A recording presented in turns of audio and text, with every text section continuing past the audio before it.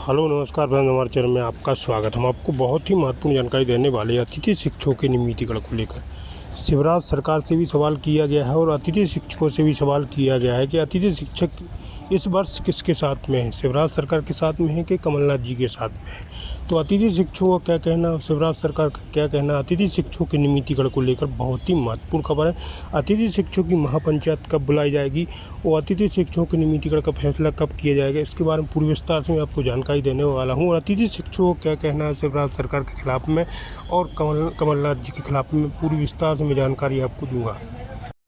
Video में बने रहे। अगर वीडियो आपको अच्छा लगे तो वीडियो को लाइक और चैनल को सब्सक्राइब जरूर कर लें, इसकी अपडेट पाएँ। वीडियो ज़रा लंबा हो सकता है लेकिन पूरा वीडियो जरूर देखें कि अतिथि शिक्षक किस सरकार के साथ में है कि कांग्रेस के साथ में। अतिथि शिक्षकों की नियमितीकरण का क्या फैसला हुआ है इसके बारे में पूरी विस्तार से मैं जानकारी आपको देने वाला हूँ। बिजावर से खबर आ रही है छतरपुर जिले के कुड़ीला में जब माननीय ज्योतिरादित्य सिंधिया आए थे और हमारे कुड़ीला के जाबाज साथियों ने, टीकमगढ़ जिले के साथियों ने, छतरपुर के साथियों ने उनके साथ कदम ताल मिला के जब माननीय सिंधिया जी का घेराव किया तो सिंधिया जी ने कहा था मैं सड़कों पर उतर जाऊंगा, यदि आप लोगों की मांगें पूरी नहीं हुई तो मैं सड़कों पर उतर जाऊंगा। कमलनाथ जी ने कहा उतर जाइए, उतर गए। देखिए आज क्या हद, माननीय शिवराज सिंह चौहान मुख्यमंत्री बन गए। ये कह रहे हैं कि सरकार कांग्रेस की हमने गिराई थी, क्या इस बार भी सरकार गिराने की स्थिति में है अतिथि शिक्षक? पूरे मध्य प्रदेश में एक अतिथि शिक्षक पूरा ये ठान चुका है कि यदि सरकार ने अतिथि शिक्षकों के हित में काम नहीं किया तो सरकार बदलने का काम अतिथि शिक्षक करेगा, इसके पहले कर भी चुका है।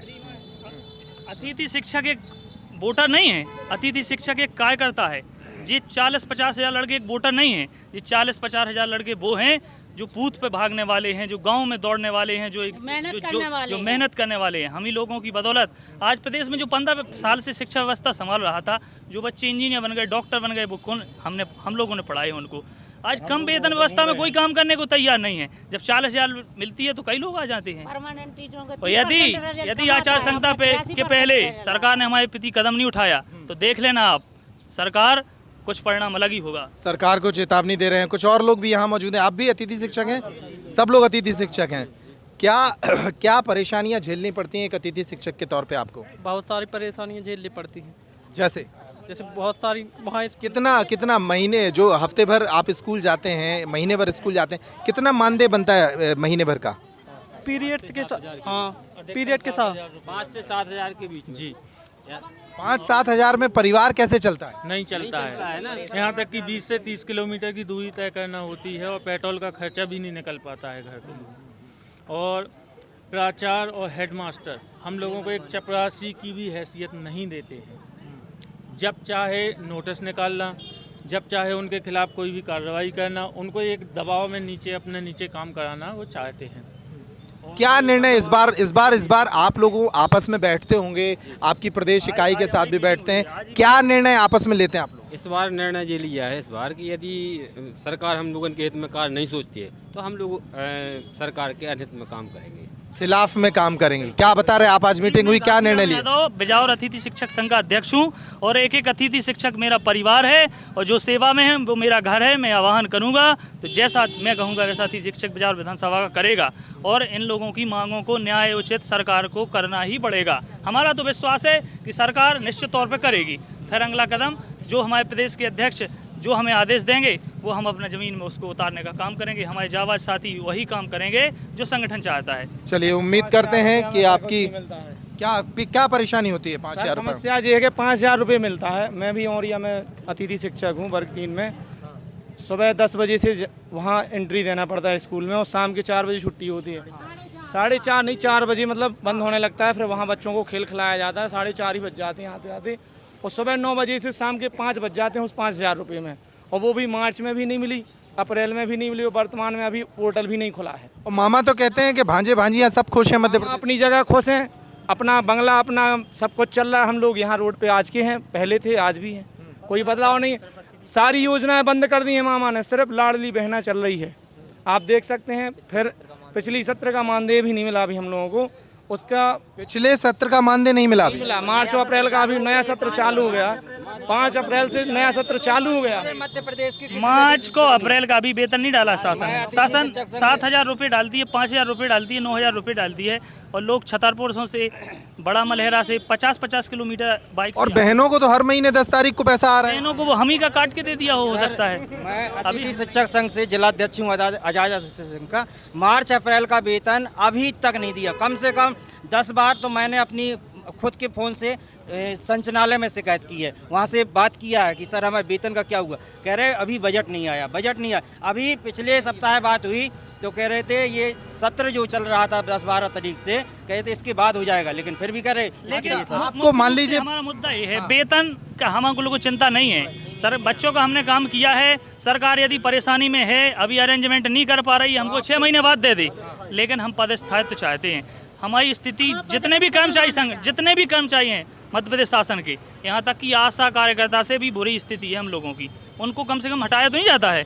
आप कभी हटा देंगे हमको सर कहते हैं बच्चे, हमारे पढ़ाए हुए बच्चे पुलिस में हैं, इंस्पेक्टर बन गए हैं, एसआई बन गए हैं, पटवारी बन गए हैं। उनके सामने बैठने में अब हमको कैसा फील होता हुआ। जब आते हैं वो हम लोगों को सम्मान करते हैं, गुरु पूर्णिमा पे आते हैं। बताओ इन लोगों के पास, हम लोगों के पास, आप सोचो क्या पीड़ा होती होगी उस समय कि सरकार ने हमारी ज़िंदगी, जब हम पढ़ने लायक थे तब वैकेंसी नहीं निकाली, तब अतिथि की व्यवस्था में डाल दिया। व्यवस्था तो आपकी थी, आप चाहते तो उसी समय निकाल देते भर्ती, या आपको सेटअप बनाना था कि हम 3 साल में निकालेंगे, हम तैयारी करके निकाल देंगे।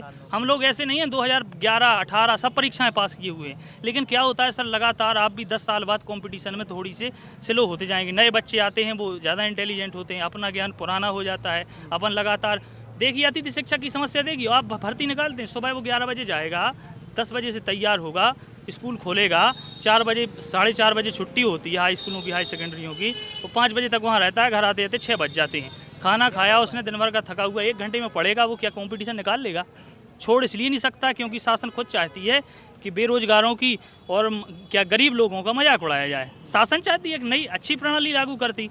बताओ। अच्छा, आप कितने पैसे मिलते हैं आपको महीने भर स्कूल में पढ़ाने के? हर माह तो नहीं में वेतन दी जाती है। जब मिलती है तो कितनी मिलती है? 6900 रुपये देते हैं। 6900। और यदि एब्सेंट लग जाए तो वो भी कट जाते हैं। यदि मैं जो दिन स्कूल ना जाऊँ, एब्सेंट लग जाए तो वो भी कट जाते हैं। 1000 रुपये लाडली बहना का भी तो मिल रहा होगा। हाँ, 1000 लाडली बहना का तो मिल गया है, लेकिन वेतन नहीं मिली मार्च और अप्रैल की। अच्छा, 7000 रुपये आपकी जो मानदेय है, उसमें परिवार का खर्चा कैसे चलता है? मुझे हिसाब बताइए कि 7000 को कैसे खर्च करती हैं आप? नहीं चल पाता है, लेकिन मजबूर मेरे पिता, वो हस्बैंड हैं पति, वो पंडितियाई करते हैं, तो जटाशंकर धाम जाते हैं, कथा वार्ताएँ करते हैं, तो उसमें गुजारा चलता है। और कुछ 1000 जी लाली बहन आगे मिल गए, और ये आती थी। आपके तो पति कुछ और कर रहे हैं, आप लोग कैसे चला रहे हैं 5000 में खर्च? पूरा हिसाब बताइए। मजदूरी करते हैं सर, हमारे पापा जी पान की खेती करते हैं। पान की खेती में अभी मौसम की बारिश के चक्कर में खेती अच्छी नहीं हो रही है।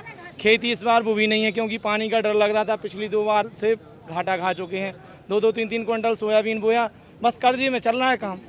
अब रही, आप बताइए क्या कैसे खर्चे चलाते हैं इतनी कम मानदेय? बड़ी समस्या होती है सर। गांव में हम खेती से जुड़े हुए हैं, खेती से भी जुड़ना पड़ता, स्कूल भी जाना पड़ता, सुबह टाइम शाम टाइम इसके लिए निकालना पड़ता, खेती के लिए। उसके अदरवाइज स्कूल में भी जाना पड़ता। सुबह से 10:30 से 4:30 बजे तक मैं काम करता हूँ। उसके बाद भी 10 साल हो गया सर मुझे काम करते करते, आज तक कोई सुनाई नहीं है इस सरकार में। अब अगर ऐसा हाल है तो हम लोग क्या करेंगे बताइए? मजबूरन हम लोगों को विपरीत दिशा में जाना पड़ेगा।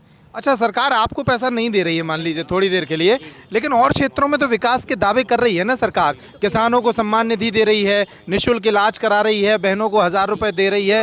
अतिथि शिक्षक कितना शोषित वर्ग है सर कि आज तक इनकी कोई सुनाई नहीं हुई है। बाकी सभी वर्गों की सुनाई हो रही है और लगातार उनको कुछ ना कुछ दे रही है सरकार। हम लोग भी ये सोच रखे हैं कि हमें मामा जी कुछ देंगे। अगर कुछ देते हैं तो हम निश्चित ही उनके साथ हैं, उनके साथ यदि देते हैं। देखिए, नरसिंहपुर हो चाहे बुधनी हो, मामा जी ने बुधनी के अपने साथियों से कहा था हम लोगों के कि आपका भविष्य हम निश्चित करेंगे। यदि वो करते हैं तो मामा जी के साथ हैं। देखिए आप नरसिंहपुर की ले ली, देख लीजिए नाग। नहीं करते हैं तो नहीं करते हैं तो फिर खिलाफ हैं। खिलाफ जाएंगे। यदि हम लोगों का पद रिक्त नहीं माना तो मामा जी की कुर्सी भी रिक्त हम तो डूबेंगे। हम लोगों का अगर पद स्थायी किया जा रहा है तो हम बीजेपी के साथ रहेंगे हमेशा के लिए, और नहीं किया जाएगा तो हम लोग उसके खिलाफ कड़ा आंदोलन करेंगे। और किसी दूसरी पार्टी का समर्थन करेंगे जो हमारे साथ होगा। 80,000 परिवार हैं आपने बताया। मध्य नहीं है सर, वो लाखों की संख्या है। 80,000 अतिथि शिक्षक हम लोग हैं। इतना मोटिवेशन कर सकते हैं कि किसी भी सरकार का तख्त बदल सकते हैं, इतनी संख्या है हम लोगों की जी। क्योंकि लगातार अदर स्टेट में देखिए आप, लगातार अतिथि शिक्षकों के बारे में जो है अच्छी न्यूज आ रही है, अच्छा पॉलिसी बना के उन्होंने को नियमित किया गया, 62 वर्ष का सेवा काल किया गया। ये क्यों नहीं कर सकते सर? चलिए हम कोशिश करते हैं आपकी आवाज़ को ऊपर तक पहुंचाने की।